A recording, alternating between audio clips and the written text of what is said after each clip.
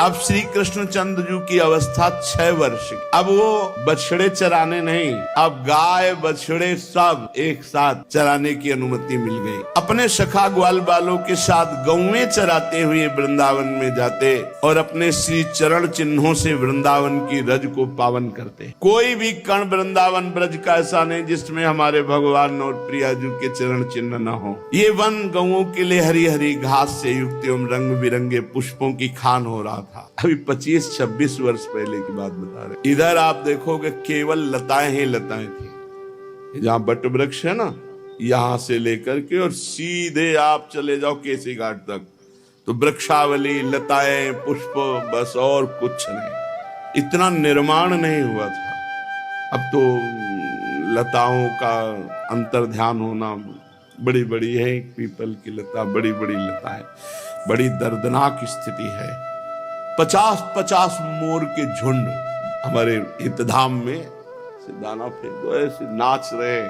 सैकड़ों हजारों कबूतर तोते ऐसे बैठे हुए। अब लताएं गई तो फिर मोर कहां शयन करेंगे? तो फिर अब इधर कुछ आवाजें आती हैं मयूर की। बताया कितना सुंदर वृंदावन पुष्पों की खान हो रहा है। आगे आगे गौएं, उनके पीछे पीछे बांसुरी बजाते हुए श्याम सुंदर फूले हुए लताएं। कितना सुंदर है। भावना करो, जिस मार्ग से जा रहे हैं आसपास फूली हुई लताएं, गुच्छे के गुच्छे रंग बिरंगे फूल, उनमें मकरंद का पान करके भौरे गुंजार कर रहे। शास्त्रों सुंदर श्वेत रंग की गायें और पीछे भगवान बांसुरी बजाते हुए श्याम सुंदर, फिर बलराम जी और उनके पीछे यश गान करते हुए ग्वाल बाल। इस प्रकार वृंदावन में प्रवेश करते। वृंदावन में कहीं भौरे गुंजार कर रहे हैं, कहीं झुंड के झुंड हरिण चौकड़ी भर रहे हैं, कहीं मयूर नृत्य कर रहे हैं, सुंदर सुंदर पक्षी चहक रहे हैं, कहीं बड़े सुंदर झरने झर रहे हैं। जैसे महात्माओं का हृदय स्वच्छ होता है, ऐसे यहाँ के कुंड और सरोवर परम निर्मल हैं। उनमें खिले हुए कमलों के सौरभ से सुवासित होकर शीतल मंद सुगंध वायु श्री वृंदावन की सेवा कर रही है। बड़ा ही मनोहर वन देखकर भगवान ने मन ही मन विहार करने का संकल्प किया। पुरुषोत्तम भगवान श्री कृष्णचंद्र जी ने देखा बड़े बड़े वृक्ष फल और फूलों के भार से झुककर भूमि को स्पर्श कर रहे, मानो प्रणाम कर रहे। नूतन नूतन कोपलों की लालिमा से ऐसा लग रहा है मानो प्रभु के चरण स्पर्श कर रहे हो अपने कर कमल से। बड़े आनंद से मुस्कुराते हुए अपने बड़े भाई बलराम जी से कहा, हे देव शिरोमणि, देखो ये तो बड़े बड़े देवता आपके चरण कमलों की पूजा करते हैं, परंतु ये वृंदावन के वृक्ष अपनी डाली रूपी हाथ से पुष्प लेकर के आपके चरण कमलों में झुककर मानो पुष्पांजलि अर्पित कर रहे हैं, नमस्कार कर रहे हैं। क्यों न हो इसी सौभाग्य के लिए तो ये वृंदावन के वृक्ष बने हैं आकर। हे आदि पुरुष, आप इस वृंदावन में अपने ऐश्वर्य रूप को छिपाकर बालकों की सी लीला कर रहे हैं, फिर भी आपके श्रेष्ठ भक्त मुनिगण अपने इष्ट देव को पहचान कर देखो, ये भौरों के रूप में बड़े बड़े मुनि आपके भुवन पावन यश का निरंतर गुणगान कर रहे हैं। वास्तव में आप ही स्तुति करने योग्य है। प्रभु, जैसे सदगृहस्थ अपने घर में आए हुए संत को देख करके आह्लादित हो जाता है, ऐसे देखो ये आपको आया देखकर यहाँ के मोर कैसे नाच उठे।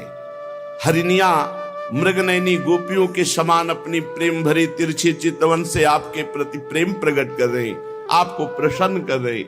ये कोयले मधुर मधुर कुहू कुहू ध्वनि करके आपका स्वागत कर रहे।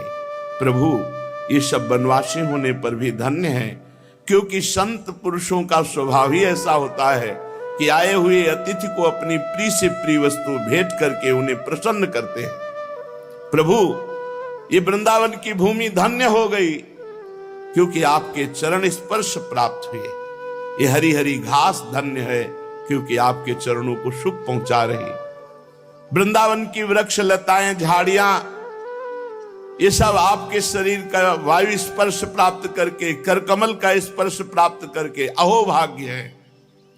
ये आपकी दया भरी चितवन, यहाँ की नदी पर्वत पशु पक्षी सबको कृतार्थ कर रही है। प्रभु ये ब्रज गोपियां आपके वक्षा स्थल का स्पर्श प्राप्त करके, जिसके लिए स्वयं लक्ष्मी जी भी लालायित रहते हैं, धन्य धन्य हो रही है। परीक्षित, इस प्रकार परम सुंदर वृंदावन को देखकर भगवान श्री कृष्ण बहुत ही आनंदित हुए। अपने सखा ग्वाल वालों के साथ गोवर्धन की तराई में गौएं चराते हुए अनेक प्रकार की बाल लीलाएं करते।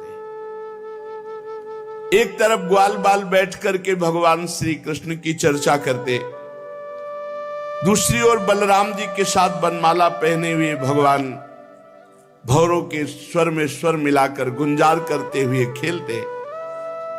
कभी कभी श्री कृष्ण कूजते हुए राजहंसों के तरह स्वयं कूजने लगते, कभी नाचते हुए मोरों के साथ ऐसे नाचते कि मयूरों को उपहासास्पद बना देते, कभी मेघ के समान गंभीर गर्जना करते, कभी बड़े प्रेम से नाम लेकर जिस गाय को पुकारते वही हुंकार करती हुई आ जाती, कभी चकोर, क्रौंच, चकवा, भरदूल, मोर आदि पक्षियों की आवाज, कभी बाघ सिंह आदि की गर्जना, कभी बाघ सिंह आदि से भयभीत होने वाली लीला।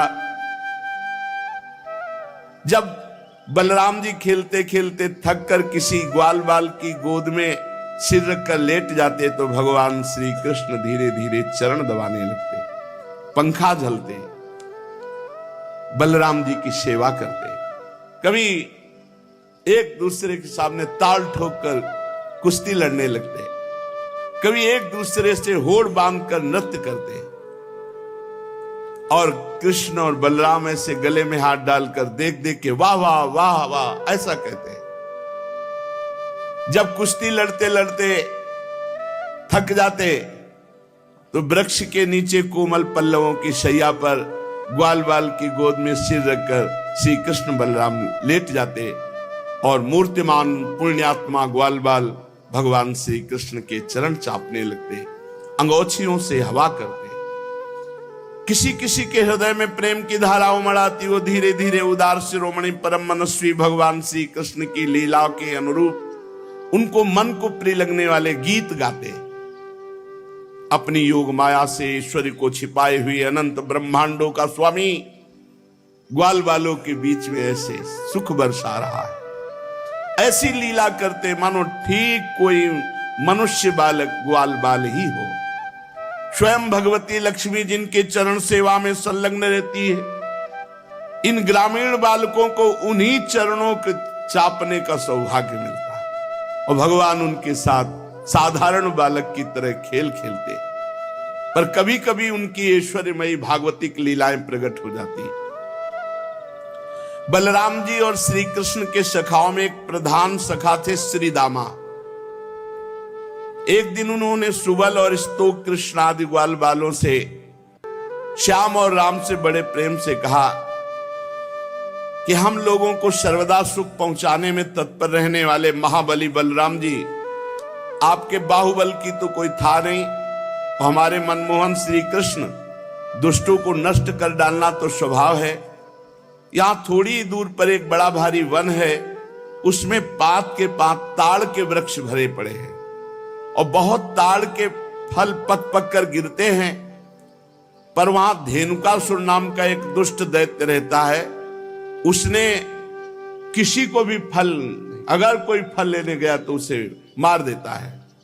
भैया बलराम जी, भैया श्री कृष्ण, वो दैत्य गधे के रूप में रहता, स्वयं बड़ा बलवान और बहुत से गधे उसके साथी हैं जो दैत्य हैं, गधे के रूप में रहते। शत्रुघाती भैया उस दैत्य ने अब तक न जाने कितने मनुष्यों को मार डाला। यही कारण है इस वन में कोई भी पशु पक्षी मनुष्य कोई भी नहीं जाता। और बड़े सुंदर सुंदर सुगंधित फल है ताड़ के, देखो ना सुगंध आ रही, खाने का मन होता है, चारों ओर मंद मंद सुगंध फैल रही। तनिक ध्यान दो भैया, तुम्हारे मुख में पानी आ जाएगा, रस आ जाएगा। श्री कृष्ण, हमारा तो मन मचल पड़ा है फल पाने के लिए। दाऊ दादा, बड़ी उत्कट अभिलाषा की फल पाए, पर वो गधे का रूप रख करके बलवान दैत्य मार देगा अगर हम जाएंगे तो। ग्वाल बालों की बात सुनकर भगवान श्री कृष्ण और बलराम एक दूसरे पे दृष्टि मिलाई और कहा अच्छा भैया, और ताल बन की ओर चल पड़े। बलराम जी ने अपनी मजबूत बाहुओं से ताड़ का एक पेड़ पकड़ा और मतवाले हाथी की तरह जेब हिलाया तो ढेर सारे फल नीचे गिरे। जब गधे के रूप में रहने वाले दैत्य ने फलों के गिरने का शब्द सुना तो मानो पृथ्वी को कंपायमान कर रहा ऐसे दौड़ा। बलवान था, बहुतों को मार चुका था। बलराम जी के सामने आया, दुलत्ती छाती पे मारी, बहुत रेखता हुआ। क्रोध में भरकर रेखता हुआ दूसरी बार बलराम जी के पास आया, पीठ करके फिर दुलत्ती चलाई। बलराम जी जब पूरे अनंत ब्रह्मांडों को सरसों के दाने की तरह फड़ में रखे तो इसकी दुलत्ती क्या करेगी। एक हाथ से दोनों पैर पकड़े और घुमा करके ताड़ के वृक्ष में मारा। धेनुकासुर पधार गया और बड़े ताड़ के वृक्ष हिलकर खूब फल गिरे। तड़तड़ा कर एक दूसरे वृक्षों को हिलाते हुए ऐसे बहुत से वृक्ष गिर पड़े। बलराम जी के लिए तो एक खेल था, परंतु उनके द्वारा फेंके हुए गधे के शरीर धेनुकासुर से चोट खा खाकर वहां सब पूरा बन जितने पके फल रखे सब नीचे आ गए। भगवान बलराम जी अनंत भगवान शेष है। सारा संसार ठीक वैसे ही ओतप्रोत है जैसे सूतों में वस्त्र। तब भला उनके लिए कौन से आश्चर्य की बात थी। जब धेनुकासुर मारा गया तो उसके जो और दैत्य धेनुक के रूप में रहते थे सब आग बबूला हो गए और बलराम जी श्री कृष्ण के ऊपर टूट पड़े। जो आया पीछे के पैर पकड़ पकड़ के सबको ताल वृक्षों पर दे मारा। उस समय वो भूमि ताड़ के फलों से पट गई। टूटे हुए वृक्ष और दैत्यों के प्राणहीन शरीर। बलराम जी और श्री कृष्ण की मंगलमयी लीला देखकर देवतागण फूल बरसाने लगे, बाजे बजाने लगे। धेनुकासुर मारा गया, उसके अनुयायी मारे गए। अब तो सब ब्रजवासी गोप बालक और गोपजन खूब सुंदर मीठे मीठे ताड़ के फल पाए। इसके बाद कमल दल लोचन भगवान श्री कृष्ण बड़े भाई बलराम जी के साथ ब्रज में आए। उस समय उनके साथी ग्वाल बाल उनके पीछे पीछे उनकी स्तुति करते जाते। क्यों न हो, भगवान की लीलाओं का गायन और भगवान की लीलाओं का श्रवण सबसे जल्दी निष्पाप करता है। निष्पाप करने वाला सबसे बड़ा तीर्थ है भगवान की लीला कथा श्रवण और गायन। जिस समय पीछे पीछे ग्वाल बाल यश गान करते चल रहे आगे भगवान श्री कृष्ण, उस समय भगवान श्री कृष्ण की घुंघराली अलकावली गौओं के खुरों से उड़ उड़ करके रज, माथे पर अलकावली पर, सिर पर मोर पंख का मुकुट और केश पास में सुंदर जंगली पुष्प सखाओं ने गूथे। नेत्रों में मधुर चितवन, मुख पर मनोहर मुस्कान और मधुर मधुर मुरली बजाते हुए ग्वाल बालों के साथ ब्रज में प्रवेश कर रहे हैं। गोपियां भाग करके मार्ग में खड़ी हो जाती, दिन भर इंतजार करती। शाम के जब देखती कि नेत्रों को जीवन दान देने वाले श्री कृष्ण आ रहे हैं, गोपियों ने अपने नेत्र रूपी भ्रमरों से भगवान के मुखारविंद का मकरंद रस पान करके दिन भर के विरह की जलन शांत की। भगवान ने भी उनकी तरफ प्रेम भरी चितवन से उनको सुख प्रदान किया। यशोदा मैया रोहिणी जी का हृदय वात्सल्य स्नेह से उमड़ रहा था। उन्होंने बलराम जी और भगवान श्याम सुंदर के घर पहुंचते ही इच्छा अनुसार उनको स्नान कराया, वस्त्र पहनाया, फिर खिलाया पिलाया। दोनों भाइयों ने माताओं का परोसा हुआ स्वादिष्ट अन्न भोजन किया। इसके बाद बड़े लाड़ प्यार से दुलार करके यशोदा और रोहिणी जी ने उन्हें सुंदर सैया पर सुलाया। भगवान श्री कृष्ण इस प्रकार वृंदावन में अनेकों लीलाएं करते। एक दिन अपने सखा ग्वाल बालों के साथ यमुना तट पर गए। उस दिन बलराम जी साथ नहीं गए थे। जब कोई विशेष लीला करनी होती थी तो बलराम जी को किसी न किसी बहाने से भगवान रोक देते थे।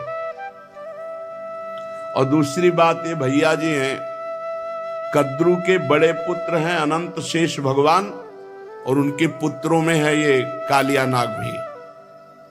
तो उस दिन बलराम जी को साथ नहीं लाए।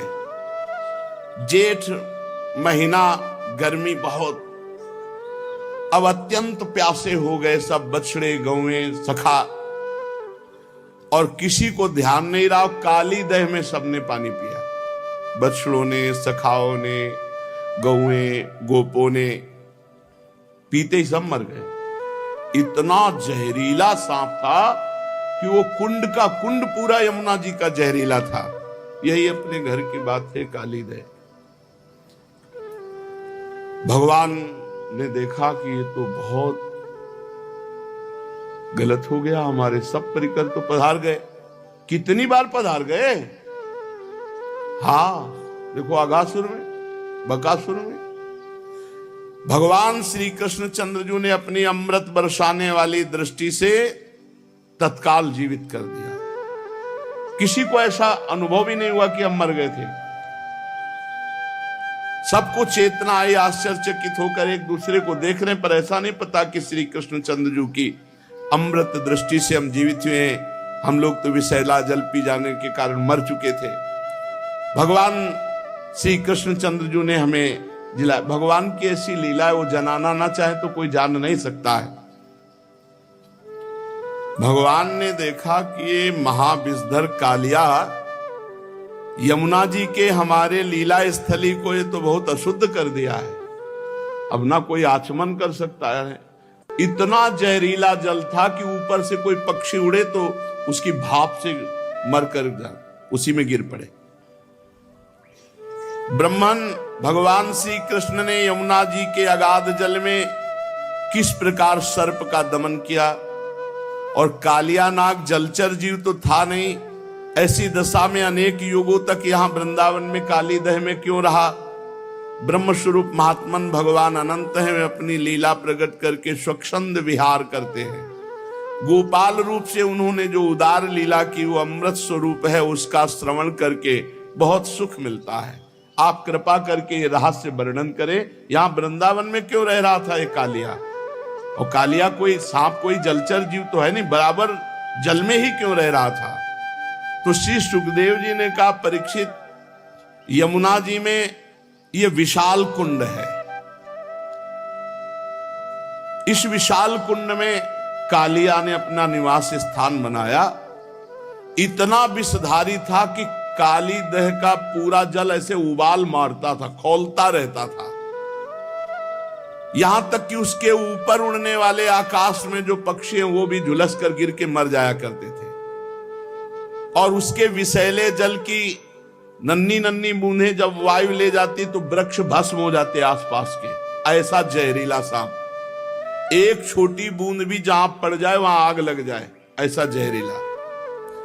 पशु पक्षी लता वृक्ष सब नष्ट हो रहे थे आसपास के। भगवान ने कहा, मेरी लीला विहार स्थली, इस दुष्ट का तो दमन करना ही पड़ेगा। जब उन्होंने देखा कि सांप का विष का वेग बड़ा प्रचंड भयंकर है, विष ही इसका महान बल है, और मेरी विहार स्थली यमुना जी दूषित हो गई है, तो भगवान श्री कृष्ण ने खेल रचा। आओ भाई सब कंदुक लीला खेलते हैं। और श्री दामा का कंदुक था, गेंद था, भगवान ने लिया, सीधे घुमा के मारा, काली दह में गिरा। कन्हैया हमारा गेंद, जैसे बच्चे, अब तो हमें गेंद चाहिए, तुझे गेंद चाहिए ना, मैं भी ला के देता हूं, चुप रहे। और भगवान ने फेंका इसीलिए था कोई बहाना मिले, और कमर में पीतांबर बांधी और संकल्प बनाया, एक कालिया अब भागना पड़ेगा तुझे, और ताल ठोकी और कूद गए जल पे। भयंकर विष, विष जल क्या विष एकदम। और भगवान के कूदने से जल और हिलोने मांगने लगा। 400 हाथ तक जल छिटका, जब अचिंत महाशक्ति भगवान ताल ठोक करके कूदे, और मतवाले गजरात की तरह डूबते हुए मथते जाते थे जल को। भगवान की भुजाओं की टक्कर से बहुत जल में शब्द हो रहा था, सो रहा था कालिया कालीदय में। आंख से सुनने वाले काली नाग ने वो आवाज सुनी, कौन आ गया इतना बलवान की जीवित मेरे देह में घुसाया। सहन नहीं हुआ, वो चिढ़ करके सामने देखा एक नीलमणि श्याम सुंदर सलोना बालक, वर्षाकालीन मेघ के समान अत्यंत सुकुमार, इतना सुंदर कि थोड़ी देर तो कालिया पहले दर्शने करता रहा। वक्षास्थल पर सुनहरी रेखा, पीतांबर धारण किए हुए, मंद मंद मुस्कुराकर भुजाओं से जल को ऐसे मार रहे। कालिया ऊपर से लेके चरण तक दर्शन किया। चरण मानो कमल की पराग की गादी हो नीचे की, इतना आकर्षक रूप की काफी देर तो वो रूप ही दर्शन करता रहा। फिर देखा ये मुझसे तनिक भी भयभीत नहीं हो रहा, मौज से मेरे विषैले जल में खेल रहा। तब उसको क्रोध आ गया और उसने सांप का बल पहले वो बंधन में बांधता है, भगवान को बंधन में बांधा और डसा। मर्म स्थानों में उसके सैकड़ों फण थे। भगवान श्री कृष्ण को नागपाश में बांध करके और अपने फण से डसा। अब तो ग्वाल बाल सब मूर्छित हो रहे हैं, क्योंकि इन ब्रजवासियों ने शरीर, सुहृद, धन संपत्ति, स्त्री पुत्र, भोग, कामनाएं, ये सब त्याग कर भगवान श्री कृष्ण को ही अपना मानते हैं। इसलिए ब्रजवासी सर्वश्रेष्ठ। गाय बैल बछिया बछड़े सब दुख से डकराने लगे। श्री कृष्ण की ओर टकटकी बांधे हुए सब देख रहे हैं, सबका प्राण व्याकुल। इधर ब्रज में बड़े उत्पात शुरू हो गए।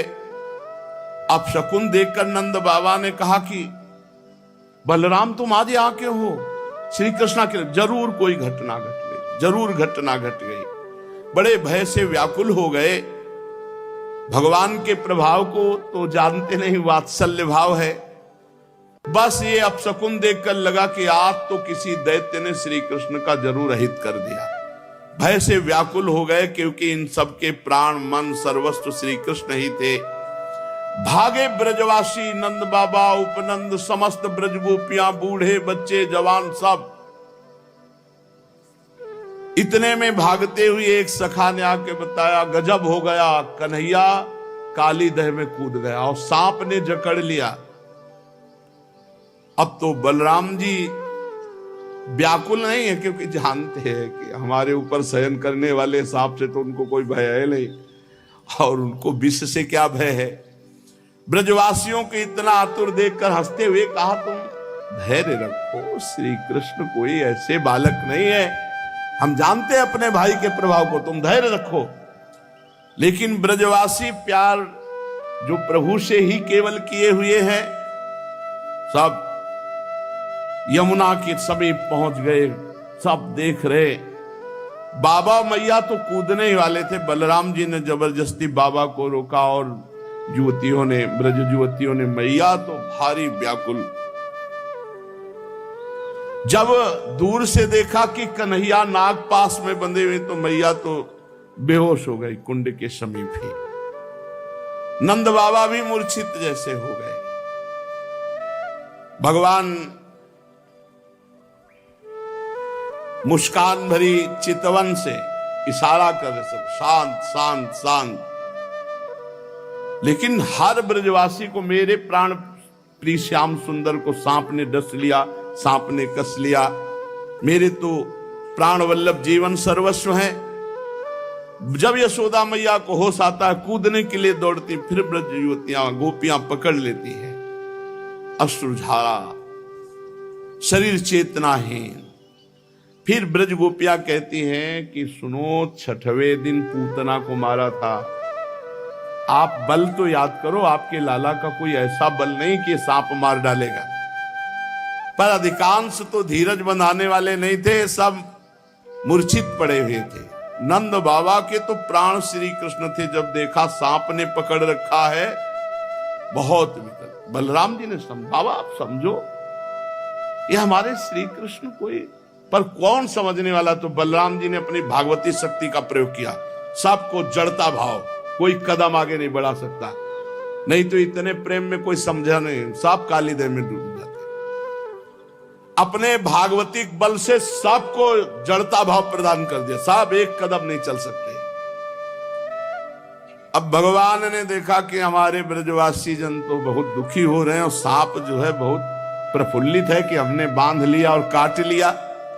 भगवान ने अपने शरीर को मोटा किया, जे हुई उसकी नसें टूटने लगी, छोड़ के अलग खड़ा हो गया। फिर आग बबूला होकर के कालिया नाग ने फुफकार मारते हुए भगवान के ऊपर चोट की।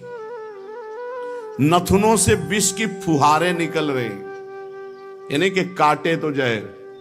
कुछ सांप ऐसे होते हैं, ऐसे करते हैं तो धार जैसी विष की गिरती है। अब भी हैं ऐसे कुछ सर्प हैं, लाल लाल आंखें किए मानो भट्टी तप रही हो और मुख से लपटें निकल रही थी। काली नाग अपनी दोहरी जीभ लपलपा करके दोनों ओंठों के किनारों को चाटता हुआ विष उगलता हुआ भगवान के ऊपर प्रहार करता। और जैसे भगवान श्री हरि के वाहन गरुण जी सांपों से खेलते हैं, ऐसे श्री कृष्णचंद्र जो खेल रहे, पैतरा बदलते वो प्रहार करता, अपने को बचाते। और ऐसे पैतरा बदलते कि हर बार उसके फड़ों पे भगवान थाप का प्रहार करते। अब उसका बल क्षीण होता गया। भगवान ने मारी थाप और छलांग लगाई और चढ़ गए फड़ों पर। कालिया का कितना सौभाग्य जो मुनियों के हृदय में भी ध्यान में नहीं आते, वो सीधे चरणारविंद मस्तक पर। कालिया के मस्तक पर लाल लाल मणियां थी, सर्प मणि। उन मणियों से भगवान के चरणों की और शोभा हो गई।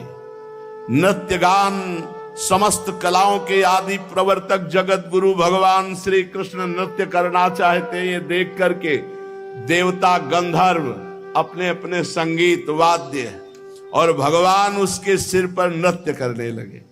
नृत्य के आचार्य आदि प्रवर्तक है, सब विद्याएं इन्हीं से प्रकट हुई। भगवान के प्यारे भक्त गंधर्व सिद्ध देवता चारण देवांगनाएं जब देखा भगवान नृत्य करना चाहते हैं, तब बड़े प्रेम से मृदंग ढोल नगाड़े दुंदुभियां पुष्पों की वर्षा करते हुए ये सब बज रहे, ताल के साथ भगवान नृत्य कर रहे उसके फड़ों पर। अखिल ब्रह्मांडों का भार लिए हुए भगवान उसके फड़ों, नस नस टूट गई, सारा अभिमान चूर चूर हो गया, मुख से खून उगलने लगा। और जो फण नहीं झुकाता तो ये ऐसी ठोकर मारते नाचते हुए एड़ी की बस खून उगल देता। प्रचंड दंडधारी भगवान के चरणों की चोट से कालिया नाग की जीवन शक्ति क्षीण हो गई, मुंह से नथुनों से खून उगलने लगा, चक्कर काटकर बेहोश हो गया। तनिक चेत होता, जहां आंख खोलता विष उगलता, भगवान जोर से चरणों की ठोकर मारते उसके फणों पर। नाचते नाचते भगवान ने उसका सब बल और अहंकार रौंद डाला। पुराण पुरुष महाबली भगवान श्री कृष्ण के चरणों पर खून की बूंदें ऐसी पड़ी थी मानो कालिया ने रक्तमय पुष्पों से भगवान के चरणों की पूजा की हो। तच्चित्र तांडव विरुगुण फलात पत्रो रक्तम मुखैरुर्वमन नृप भग्न गात्रा स्मृत्वा चराचर गुरुम पुरुषम पुराणम नारायणम तमरणम मनसा जगाम।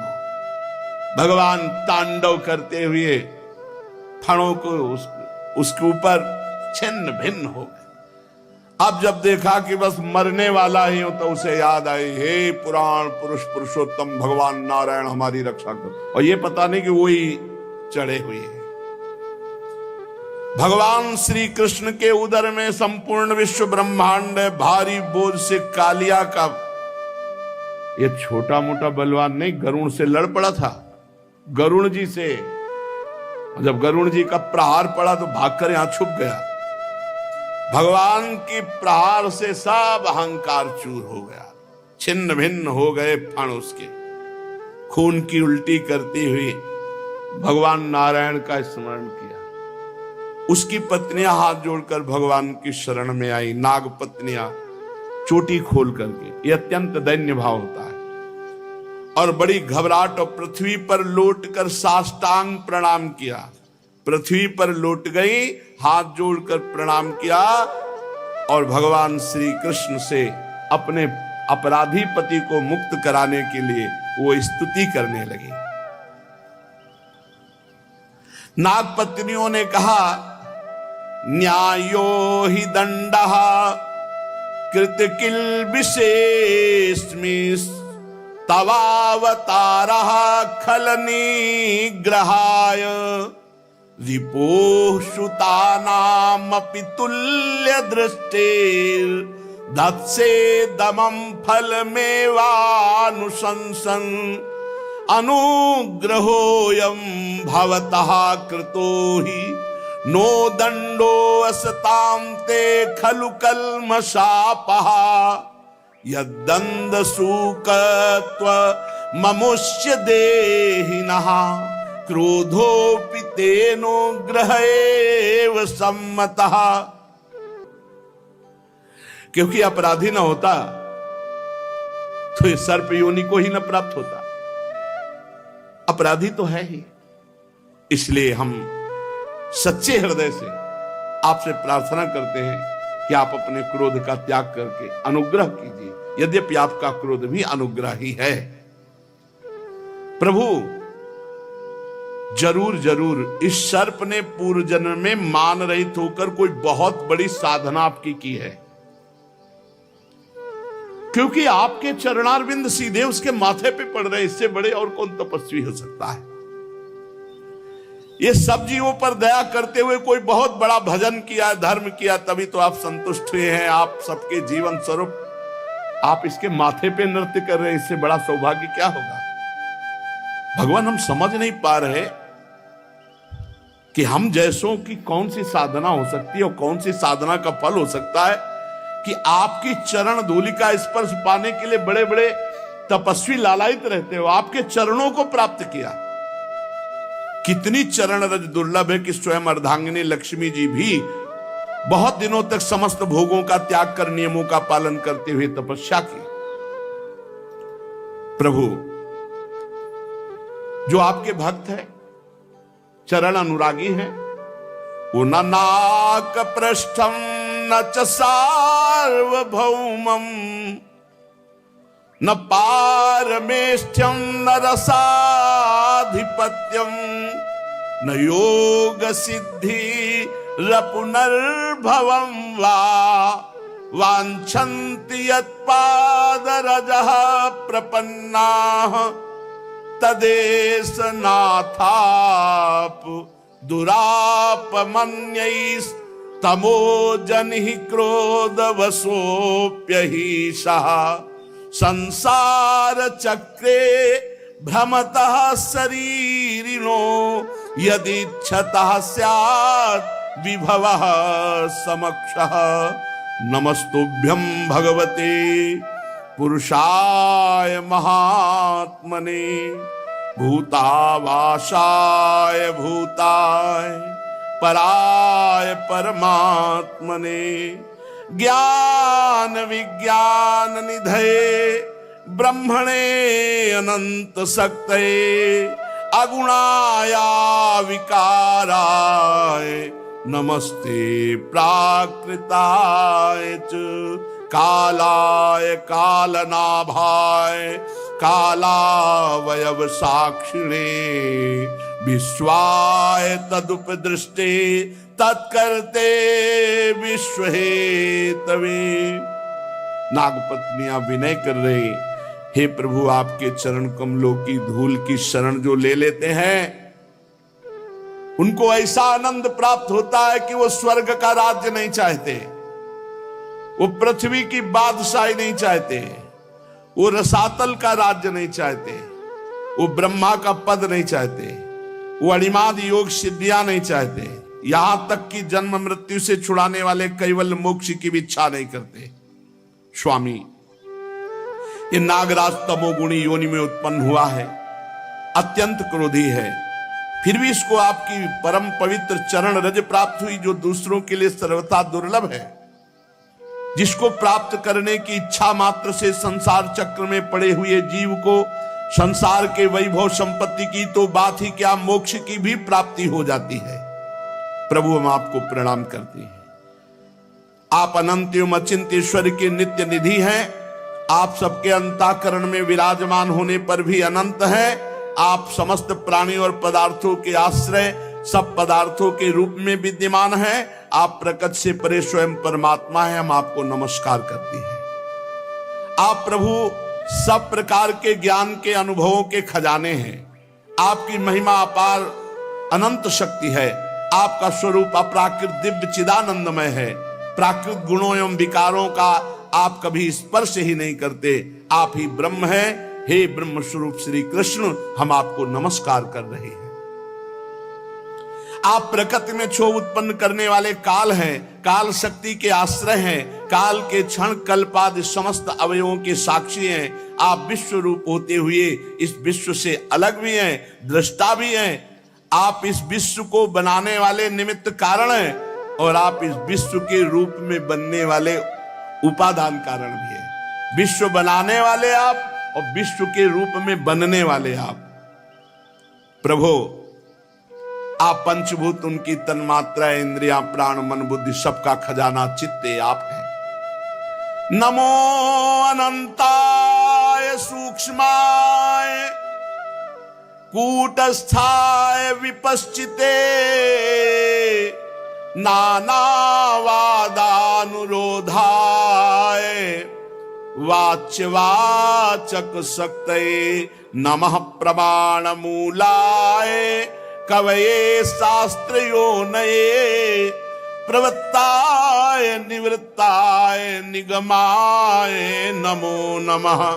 नमः कृष्णाय रामाय वासुदेव सुताय च वसुदेव सुताय च प्रद्युम्नाया निरुद्धाय शाश्वतां पतये नमः। नमो गुण प्रदीपाय गुणात्मच्छादनाय च गुणवृत्त्युपलक्ष्याय गुणदृष्टे स्वसंविदे। और भी बड़ी स्तुति है, शेष चर्चा आगे। भगवान की महिमा का गान करते हुए नाग पत्नियों ने भगवान से प्रार्थना की कि हमारे पति को क्षमा कर दिए। बड़े सुंदर शास्त्र के अनुभूत महापुरुषों के हृदय में जो वृत्तियां होती हैं, ये नाग पत्नियां बड़ी तपस्वी हैं, बड़ी भजनानंदी हैं, जो भगवान की ऐसी महिमा का गान करती हैं, क्योंकि इनको अनुभव है, तभी तो भगवत साक्षात्कार हुआ। तो शेष चर्चा आगे। श्री राधा